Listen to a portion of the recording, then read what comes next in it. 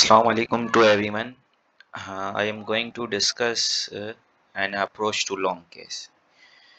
Uh, एक long case की तरफ आपकी अप्रोच किस तरह होनी चाहिए, लेकिन इससे पहले जो है मैं कुछ डिस्कस करना चाहूँगा। इम्पोर्टेंट केसेस मेंशन करना चाहूँगा, important topics from long case point of view जो आपने डेली रूटीन प्रैक्टिस में परफॉर्म करने। उसमें सबसे फर्स्ट केस है high carriage risk patient, second generalized severe, third one is chronic periodontitis, discoloration, multiple missing teeth with high carriage risk, tender alveolar trauma and congenital anomalies। ये 6-7 cases हैं जो आपने before exam, before long के part 2 talks और long case आपने इनकी practice करनी है एटलीस्ट 3 to 5 टाइम्स। इसके बाद जितनी भी चीज़ें होंगी वो आपकी रिपीटेड होंगी। तो स्टार्ट करते हैं। सबसे फर्स्ट जो है मैं हिस्ट्री डिस्कस करना चाहूँगा। अगर पूरी लॉन्ग केस की हिस्ट्री टेम्पलेट को देखें, उसमें डिफरेंट कंपोनेंट्स हैं और हर कंपोनेंट की अपनी सिग्निफिकेंस है, टाइम ड्यूरेशन है, जो लास्ट में जाके आपने जस्टिफाई करनी है और उसके बेसिस पे आपने डायग्नोसिस और ट्रीटमेंट प्लान बतानी है सारी। तो जैसे एग्ज़ाम हॉल में आप सबसे पहले एंटर करेंगे तो आपकी टाइम ड्यूरेशन स्टार्ट होगी। 30 मिनट्स का टाइम होता है। स्टार्ट कहाँ से करते हैं? हम स्टार्ट करते हैं जीआईसी से। GIC greet, introduce and consent, और ये प्रिसाइज होना चाहिए, कोई इतना लंबा नहीं होना चाहिए। और दूसरा तरीका ये होता है आप कि ग्रीट, इंट्रोड्यूस, कंसेंट में आप प्रिसाइज किस तरीके से होना चाहिए कि आप पहले इंट्रोड्यूस करें, अस्सलाम वालेकुम, मेरा नाम डॉक्टर हसनैन है और आप यहाँ जिस मसले से, दांतों के जिस मसले से तशरीफ़ लाए हैं उस हवाले से मैं आपसे कुछ सवाल जवाब करूँगा, आपका मुआयना करूँगा तफसीली, और आखिर में उसका मुकम्मल हल बताऊँगा। क्या आपकी इजाज़त है? जैसे ही ख़त्म हो आपने स्टार्ट कर देना है biodata. Biodata includes name, age, address, occupation, gender, education. ठीक, ये सारी फॉर्मेट जो होगा शॉर्ट फॉर्म में होगा। Name NA, age AG, AD, OC, gender ED। ये 6 पर्टिकुलर क्वेश्चंस आपने उनसे पूछने हैं। अच्छा, इसमें जो ऑक्यूपेशन का रोल है, ऑक्यूपेशन एक सोशो इकोनॉमिक स्टेटस का भी बताएगा। दूसरा, कुछ ऑक्यूपेशन रिलेटेड डिसऑर्डर्स भी होते हैं, स्पेशली इसका रोल हमारे जनरलाइज्ड टूथ वियर में भी होता है। एजुकेशन पेशेंट कंप्लायंस की तरफ इशारा करेगा कि भाई पेशेंट जो एग्जामिनेशंस के दौरान आप प्रॉब्लम लिस्ट मेंशन कर रहे हैं उसका वो हल चाहता है कि नहीं। कुछ पेशेंट्स लॉन्ग केस में ऐसे आते हैं जिनका प्रीवियस ट्रीटमेंट चल रहा होता है, तो उनका कंसर्न होता है कि भाई मुझे इलाज करवाना है, सही करवाना है। तो आफ्टर बायोडेटा जो सेकंड चीज़ आती है इसमें वो है आपकी चीफ कंप्लेन। चीफ कंप्लेन जो पेशेंट की अक्सर होती है हमारे ऑपरेटिव डेंटिस्ट्री एंडो के लिहाज से, वो है pain, swelling, aesthetic concern, sensitivity. ठीक है, एस्थेटिक कंसर्न का मतलब ये डिस्कलरेशन के जितने भी केसेस हैं, स्पेशली डेवलपमेंटल डिसऑर्डर है, फ्लोरोसिस है, आपके हाई कैरीज में भी कुछ केसेस ऐसे होते हैं जो पेशेंट इसी कंसर्न से आता है कि एस्थेटिक कंसर्न है। तो वहाँ पे हमें वो उस वक्त at the time of visit जो है वो कंप्लेन नहीं करता मुझे दर्द है। जैसे मेरा लॉन्ग केस था, उसमें पेशेंट की कंप्लेन ही यही थी कि मेरे दांत खराब हो रहे हैं, उसकी कोई कंप्लेन नहीं थी। तो वहाँ आपने किस तरीके से क्वेश्चनिंग करनी है और उसको प्रेजेंट कैसे करना है, ये हमारा जो नेक्स्ट सेशन होगा उसमें हम डिस्कस करेंगे। यहाँ पे जो आपका जो स्टार्टिंग कंपोनेंट है, जहाँ से लॉन्ग केस स्टार्ट हो रहा है, वो चीज़ें मैं जो है मेंशन कर रहा हूँ और उसकी सिग्निफिकेंस क्या है वो मैं बता रहा हूँ। तो यहाँ पे मैं 2 ही चीज़ें डिस्कस करना चाहूँगा, एक है पेन एंड स्वेलिंग। जो रिमेनिंग चीज़ें हैं वो केस बाय केस डिस्कस होंगी। ठीक, तो अगर पेशेंट प्रेजेंट हो रहा है पेन के साथ, तो पेन से रिलेटेड जितने ये 8-9 क्वेश्चन है जो आपने उनसे पेशेंट से पूछने हैं। फॉर एग्जांपल पेशेंट पेन से आ गया तो आपका फर्स्ट क्वेश्चन होगा साइट। ठीक है, जो यूजुअली हम शॉर्ट फॉर्म यूज करते हैं सोक्रेट्स। तो यहाँ पे साइट का पूछेंगे आपको किस तरफ दर्द है, कौन से दांत में दर्द है, देखना चाहेंगे कि वो लोकेट कर पा रहा है कि नहीं। कुछ केसेस में पैन लोकलाइज्ड होता है, कुछ केसेस में जनरलाइज्ड होता है। ठीक है। ऑनसेट तकलीफ जो है कब से शुरू हुई है, ड्यूरेशन क्या है उसका। और थर्ड चीज़ है आपका कैरेक्टर। कैरेक्टर में किस नौयत की तकलीफ है, हल्का है, शदीद है, टीसों वाला है। ठीक है। कांस्टेंट कंटिन्यूस पेन होता है, इंटरमीडिएट वक्फे पे होता है, या फिर पूरी पूरा दिन तकलीफ रहती है पेशेंट को। तो ये हर कंडीशन के एक फीचर है। ठीक है। ये रेडिएशन रेडिएशन का पूछेंगे, दर्द आपको एक ही जगह पे महसूस होता है या सर की तरफ, कान की तरफ महसूस अक्सर होता है।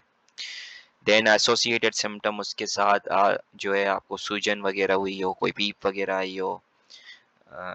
और इसमें एसोसिएटेड सिम्टम्स में आप क्या पूछेंगे, इसमें से बुखार का पूछेंगे, सिस्टमिक मैनिफेस्टेशंस का पूछेंगे, टाइम कितने देर तक तकलीफ रहती है।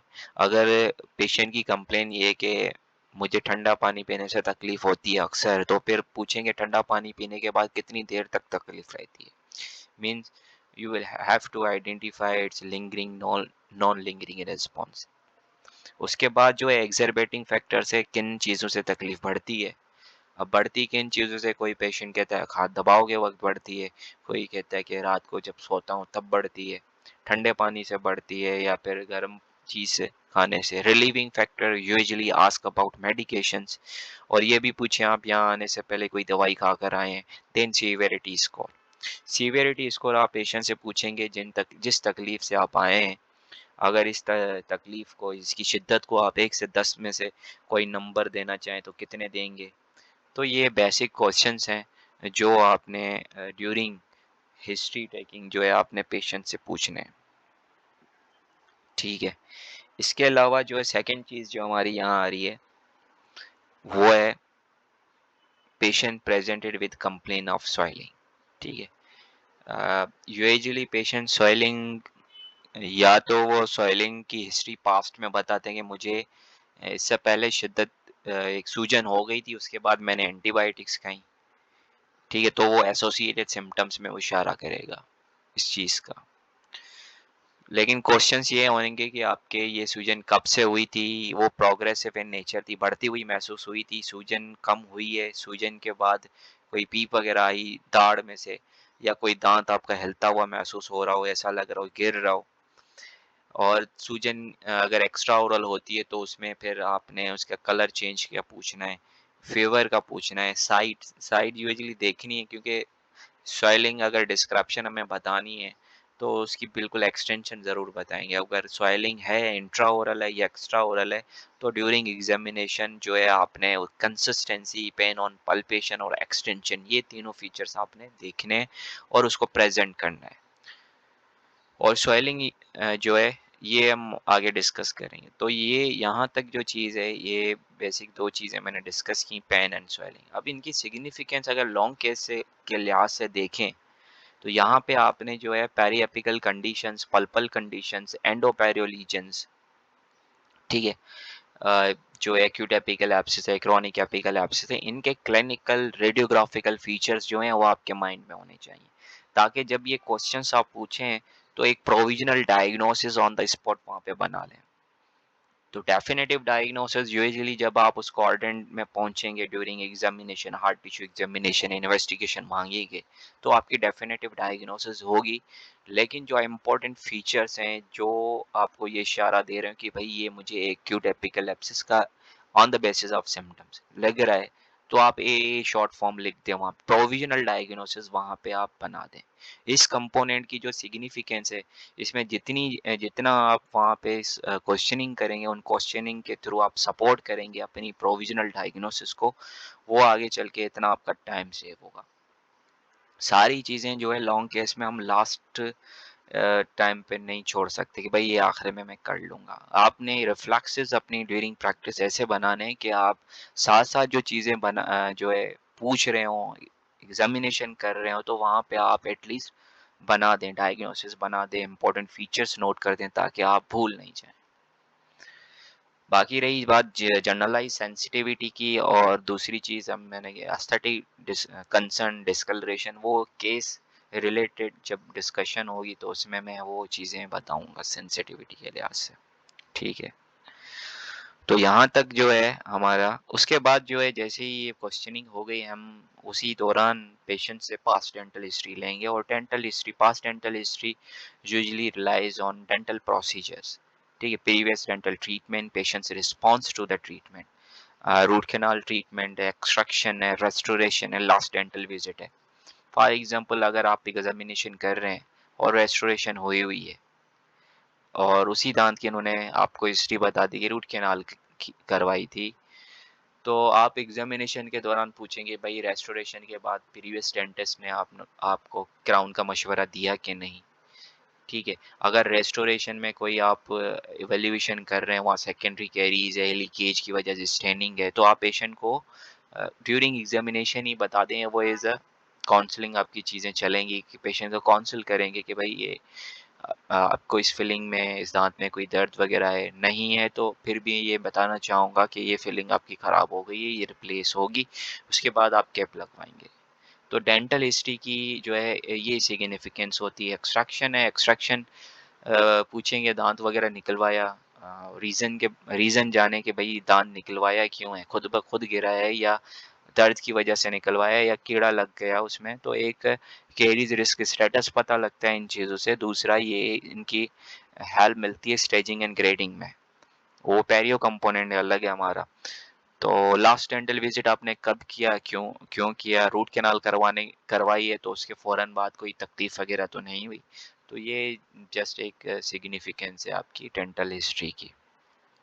अच्छा, मेडिकल अच्छा, डेंटल हिस्ट्री हो गई आपकी। उसके बाद है medical history. Medical history most important है, जिसको हम कभी कभार ऐसे ही छोड़ देते हैं।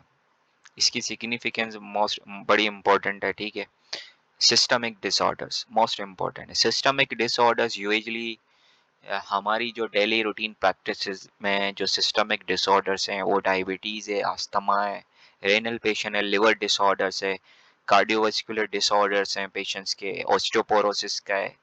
तो ये यूजुअली हम इनकाउंटर करते हैं। हर सिस्टमिक डिसऑर्डर की हमें एटलीस्ट इन्वेस्टिगेशंस पता हो, उसके और मैनिफेस्टेशंस पता हो, और वो मेडिकेशंस कौन सी इस्तेमाल कर रहा है, प्लस में वो प्रिस्क्रिप्शन जो मेडिकेशन प्रिस्क्राइब की गई वो कितने ड्यूरेशन से और किस डॉक्टर ने।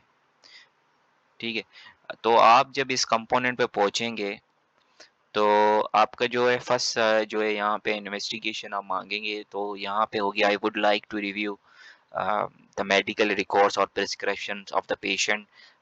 ठीक है, तो आप फौरन मांग लें। ठीक है, अगर वो बता रहा है सिस्टमिक डिसऑर्डर्स का तो वो पूछ लें। और सिस्टमिक डिसऑर्डर्स को स्टडी करना है आपने तीन चीज़ों के लिहाज से, उसके इन्वेस्टिगेशन के लिहाज से, और उसका हमारी ओरल हेल्थ पे ओरल मैनिफेस्टेशन उसकी क्या है। अब जैसे ये मैं लॉन्ग केस जब डिस्कस करूँगा तो उसमें एक ऐसी कंडीशन डिस्कस करूँगा जिसका वहाँ पे सिग्निफिकेंट रोल होगा, उसमें हम ज़्यादा मेंशन करेंगे।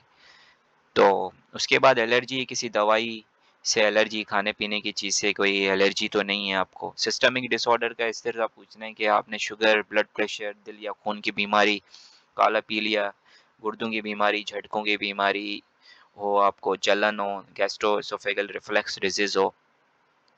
ठीक है, या कोई ऐसी बीमारी जिसका आप अभी इलाज करवा रहे हो, कोई ऑपरेशन करवाया हो, किसी दवाई या खाने पीने की चीज़ से एलर्जी, या कोई ऐसी ठीक है, तो उसके बाद जो है कोई ऐसी बीमारी जो मैं पूछना भूल गया हूँ, वो आप बता सकती हैं। ठीक है, तो इस तरह आपने अपने आप को सेफ रखना है।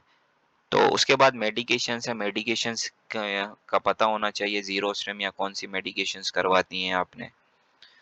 और specially medication related osteonecrosis of the jaw, cortisol.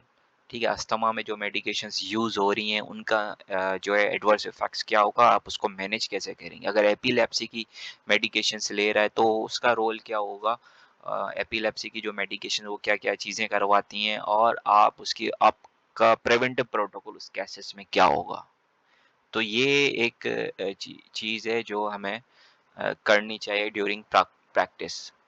अगर हम इंडिविजुअली सिस्टमिक डिसऑर्डर्स इतने नहीं कर सकते, तो आप डेली रूटीन में जो प्रैक्टिस कर रहे हैं, वो आपको हिस्ट्री में जो भी हिस्ट्री सिस्टमिक डिसऑर्डर की हिस्ट्री बता रहा है, तो आप यूजुअली घर जाके जो है उसकी जो है इन्वेस्टिगेशंस के लिहाज से, उसकी ओरल एडवर्स इफेक्ट्स के लिहाज से और आपका रोल क्या होगा इस पूरे सिनेरियो में, तो इस लिहाज से आपने स्टडी करना है। मेरा केस था वो रियोमेटॉइड अर्थराइटिस का केस था, हाई कैरीज रिस्क पेशेंट था और उसके अलावा वो होम्योपैथिक मेडिकेशंस ले रहा था। तो वहाँ पे एग्जामिनेशन में उसकी पूरी पैथोजेनेसिस मुझसे इन्होंने पूछी थी कि भाई इसकी ओरल हेल्थ इम्प्लीकेशंस क्या होंगी। तो वो मैं आगे हाई कैरीज का केस डिस्कस करूंगा, तो उसमें वो चीज़ें मेंशन करूंगा। पास्ट सर्जरी, माजी में कोई सर्जरी वगैरह करवाई हो और रीसेंट हॉस्पिटलाइजेशन किसी बीमारी की वजह से हाल ही में एडमिट हुए हॉस्पिटल में, ट्रामा ट्रामा में पूछना है कि कोई चोट वगैरह लगी दांतों में माजी में, अगर हिस्ट्री है तो आपने प्रीवियस रिकॉर्ड्स मांगने हैं फॉर बेसलाइन रिस्पॉन्स। ठीक है, आगे के दांतों पे लगी है तो आप मांग लें वहाँ पे। वैक्सीनेशन स्टेटस जो हमें यूजुअली जो है पूछना भूल जाते हैं मेडिकल हिस्ट्री में। उसके बाद जो है मेडिकल हिस्ट्री के बाद जो है आपका कंपोनेंट है पर्सनल हिस्ट्री। देखिए पर्सनल हिस्ट्री में जो 3D आता है आपका, मैंने यहाँ पे उनको मैंने जो प्रैक्टिस किया मैं उस हवाले से ही इसको मेंशन करूंगा। सब 3D का मतलब फर्स्ट डाइट हिस्ट्री है, सेकंड डेंटल हाइजीन हिस्ट्री है एंड थर्ड इज वो डेंटल हिस्ट्री। ये मैं मेंशन कर चुका हूँ डेंटल हिस्ट्री को।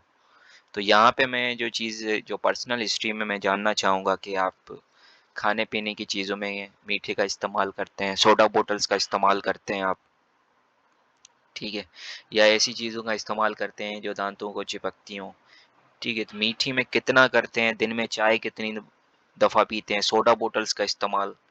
तो यहाँ पे जो इन्वेस्टिगेशन आपने मांगनी है वो है diet history. I want would like to review diet diary of the patient if available, ठीक है।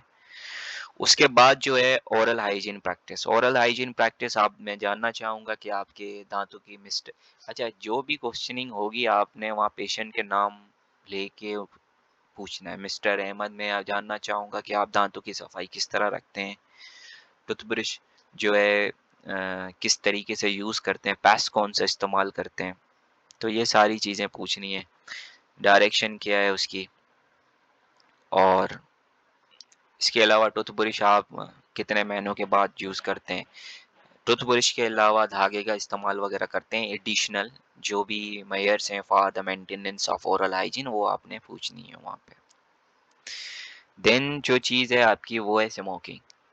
स्पेशली मेल पेशेंट से ये पूछनी है, अगर स्मोकिंग है दिन में कितने सिगरेट कंज्यूम करते हैं, अगर किसी ने छोड़ दी है कब से छोड़ी है आपने।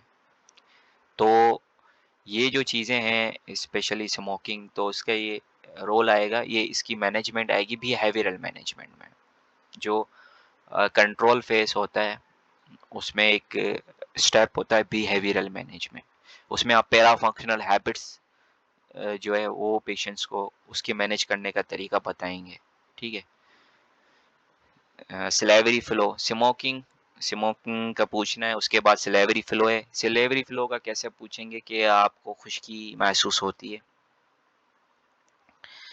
इस खास करके रात को सोते वक्त, किस वक्त होती है ये आपने कब नोटिस की। अगर बार बार पानी पीने की ज़रूरत पड़ती हो आपको, मुंह खुश्क रहता है, या फिर बार बार पानी पीने की ज़रूरत महसूस होती है किस वक्त ज़्यादा होती है, रात के वक्त या दिन के वक्त, ये आपने वहाँ पे चीज़ें पूछनी है। Salivary flow. Para functional habits में आपको दांत आपस में रगड़ने की आदत हो, नाखून चबाने की आदत हो, गुस्से की हालत में दांत रगड़ने की आदत हो, रात को अगर वो दे बता रही हैं कि मैं दांत अक्सर घसती हूँ, तो ड्यूरेशन पूछें, दिन के वक्त, रात के वक्त।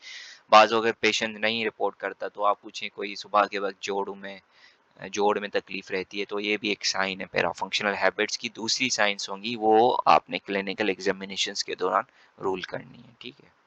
उसके बाद है स्ट्रेस। स्ट्रेस का आप पूछेंगे कि कोई ज़हनी परेशानी या टेंशन तो नहीं है आपको, रात को नींद कैसे आती है, कोई दवाई वगैरह तो नहीं खाती। तो ये बेसिक जो चीज़ें हैं वो आपकी पर्सनल हिस्ट्री है। तो ये जैसे आप एंटर हो गई और इंटर होने के बाद जीआईसी से लेके पर्सनल हिस्ट्री तक जितनी भी हमने चीज़ें डिस्कस की हैं, ठीक है, ये आपका फर्स्ट बेसिक कंपोनेंट है।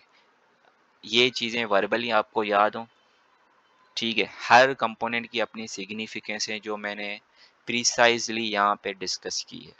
बाकी केस के थ्रू हम करेंगे, हर केस के थ्रू इसकी सिग्निफिकेंस अलग है। अब बात आती है यहाँ तक आपका ड्यूरेशन कितना होगा।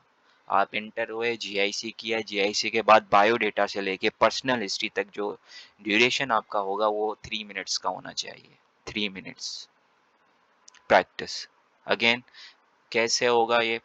थ्रू प्रैक्टिस होगा। यहाँ से 3 मिनट्स का अगर ड्यूरेशन आप रखेंगे तो आगे जितने भी कंपोनेंट्स हैं वो आपके अच्छे होंगे, क्योंकि वो इम्पोर्टेंट कंपोनेंट्स हैं। तो 3 मिनट्स का कैसे होगा, ये सब प्रैक्टिस के थ्रू होगा। तो ये यहाँ पे मैं फर्स्ट कंपोनेंट जो था लॉन्ग केस का वो एंड करता हूँ। हमारा जो नेक्स्ट सेशन होगा वो दूसरे कंपोनेंट पे होगा। अगेन उसकी अलग क्लिनिकल सिग्निफिकेंस होगी और वहाँ पे आपने क्या चीज़ें मांगनी है ड्यूरिंग इन्वेस्टिगेशंस। ठीक है, थैंक यू।